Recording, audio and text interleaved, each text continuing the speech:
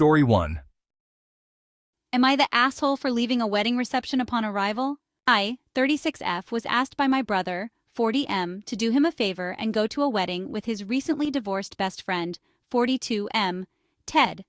Ted's just out of the marriage and hasn't started dating yet, but his sister was having her second wedding and he didn't want to be the only groomsman going alone.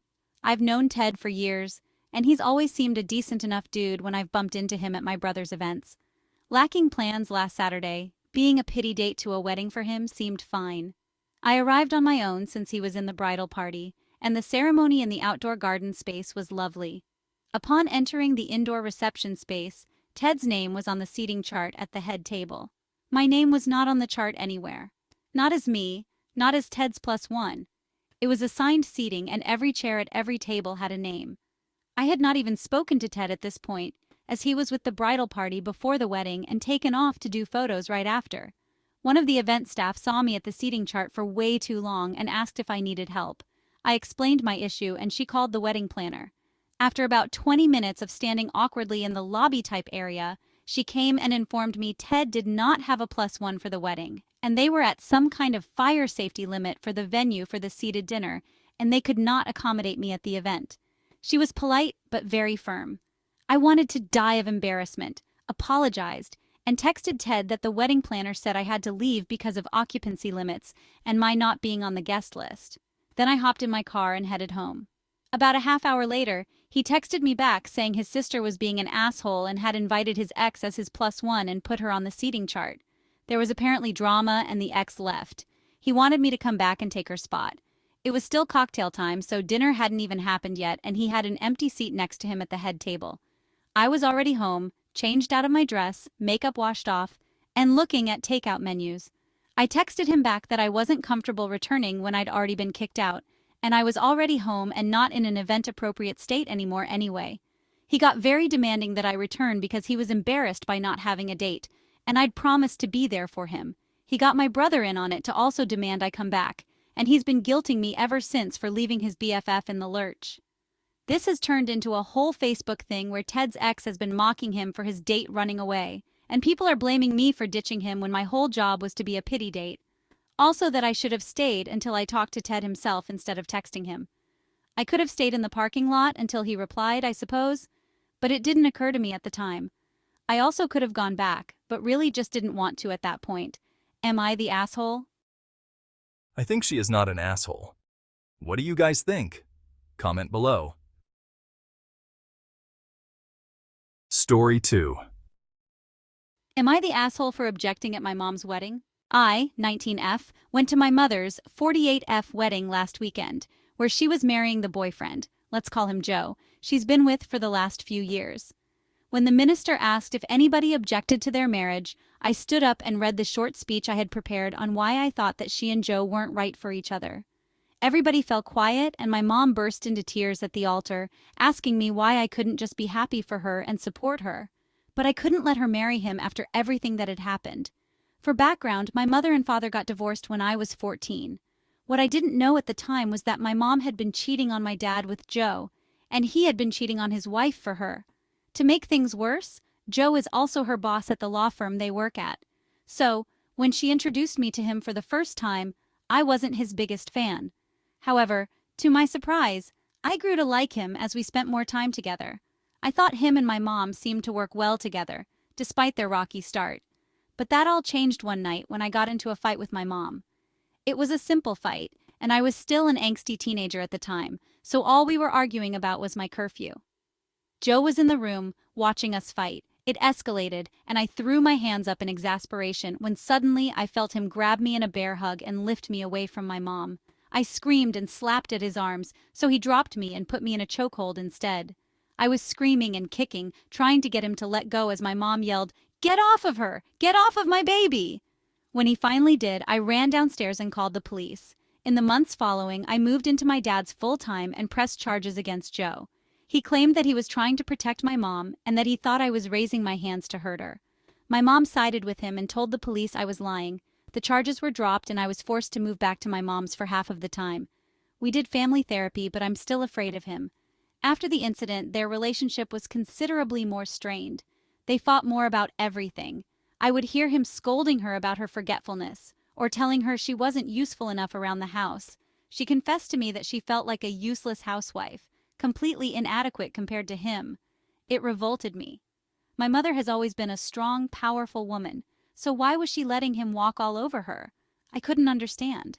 Skip to half a year ago when I found out he would be marrying my mom and immediately told her that I would be objecting at the wedding. She pleaded with me not to, but I was steadfast in my decision that they weren't right for each other. I told her she deserved better and that I couldn't stand to watch her get married to someone that was so bad to her. Am I the asshole for objecting? I think she is not an asshole. What do you people think? Comment below. Story 3. Am I the asshole for refusing to let my sister wear white to my wedding and kicking her out when she showed up in it? I, 27F, got married 2 weeks ago, and it was supposed to be the happiest day of my life. My sister, 31F, who I have a complicated relationship with, decided to test me in the worst way possible. We've never been close. She's always tried to one-up me, even during family events. It's exhausting, but I figured she'd at least behave at my wedding. Months ago, when I sent out the dress code, I made it very clear. No one wears white but me. It wasn't negotiable. My sister gave me attitude about it, saying I was being insecure and that no one cares about tradition anymore. I told her that whether or not she agreed, she needed to respect it. The morning of the wedding, she showed up wearing a floor-length lace white dress. It was practically a bridal gown. My heart dropped and I straight up asked her what the hell she was thinking. She said, "It's not that white, and besides, no one will care." I told her that if she didn't change, she wasn't welcome. She threw a tantrum about how I was ruining her day and stormed off, telling everyone I was being bridezilla. Some family members told me to let it slide because she's just like that, but I was done, so I told the staff not to let her back in unless she changed. She never came back, and now she's telling everyone I ruined the relationship for good. My parents are mad, saying I should have just ignored her because it's only a dress, but I feel like this was a deliberate choice to sabotage my day. My husband agrees with me, but some family is still pissed. So am I the asshole? I think she is not an asshole. What do you people think? Comment below. Story 4. Am I the asshole for telling my wife to stop crying about missing out on our daughter's wedding? As the title says, my wife, 53F, and I, 55M, have 3 children. Brett, 27M, and Amy, 25F, and Lynn, 24F.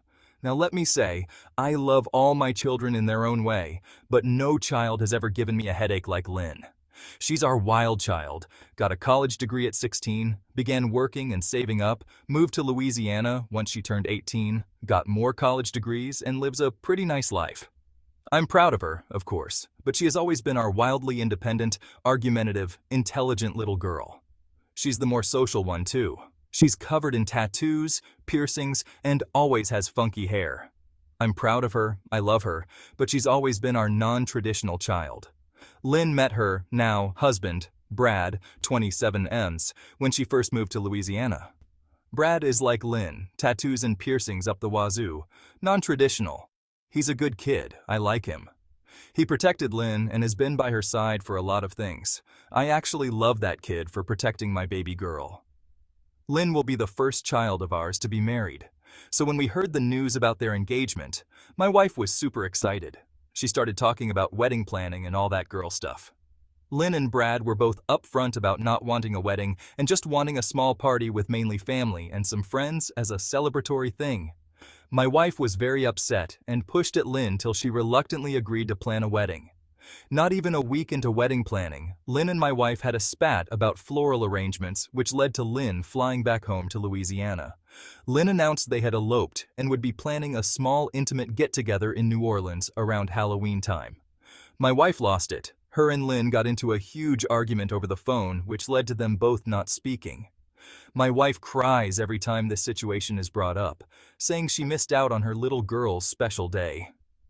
After a few weeks of this nonsense, I finally snapped and said, "Why are you surprised? Lynn didn't want a wedding in the first place. She's our least traditional child. I'm just glad we at least got the engagement announcement. Stop crying about it and wait till Brett or Amy get married, 'cause they are the ones that will actually enjoy that wedding shit." My wife called me a few names and has been avoiding me. I really don't mean to be an asshole, but Lynn is the last child I'd expect to want a big grand wedding. I mean, for fuck's sakes, she's a nurse that does hair on the side who is also a practicing witch. That child makes no sense. I'd more expect Brett to want the big wedding when he and his boyfriend eventually get engaged. It also just felt wrong she tried forcing it on Lynn. Lay the brutal honesty on me. Do I roll over and apologize or continue to stick up for Lynn over this mess? I think he is not an asshole. What do you people think? Comment below. Story 5. Am I the asshole for refusing to chip into my brother's wedding? My 26M brother, 28M, is getting married this fall. He has always been my parents' favorite without a doubt while I got the short end of the stick. Not pouting, but just stating the obvious. My parents are using the last of their retirement savings to pay for this wedding before they sell the house and downsize to a much smaller place. My brother wants a lot for his wedding, roughly estimated it's costing him about $80,000. My brother is a lawyer practicing as a public defender, making about $75K a year, and has about $7,000 total saved up, not a typo 7,000 of 80,000. I know how to save money and have close to 150K saved up. My family is all chipping in as much as they can, and it's all adding up to about $24,000. The bride's side of the family said they're chipping in half the total cost for the wedding, so $40,000. They have $64,000 combined and are trying to find $16,000 when they turned to me. I told them straight up, I'm not giving them money, but I can loan it to them. No interest, just pay me back $16,000 at the end of 3 years. I tried to give them multiple opportunities to take it and let them know I would not just give them money. My brother is considering uninviting me from the wedding, and my parents have been blowing up my phone with messages and calls. After a few weeks of stewing in it and realizing he wasn't going to be able to find the money elsewhere, and with his credit history, a personal loan without a 10-12% interest rate is impossible, he came back to me and asked for the loan. We hugged it out and talked about it, and about 3 hours later I printed up a little contract that says I would either be paid back in full at the end of 3 years from this date, or that I could take monthly or yearly installments, however he wants it to be paid. When I busted out the contract, he got upset, saying I don't have faith in him. I don't. He's defaulted on 2 car loans and his credit score is around the 470s last time he checked. He has $300K worth of student loan debt from undergrad and law school, and I know he's not smart with his money, so I wanted it in writing. That apparently was the final straw. I am officially uninvited and have been asked not to contact him or my parents ever again. The truth is, I'll say I'm sorry and admit when I'm wrong, but am I wrong asking for a contract for $16,000? That's a lot of money. I'm not saying I'm going to sue him the day after the loan window expires for the amount, but I want some sort of receipt saying that he owes me back for this. So am I the A? I think he is not an asshole. What do you people think? Comment below. Subscribe for more interesting stories.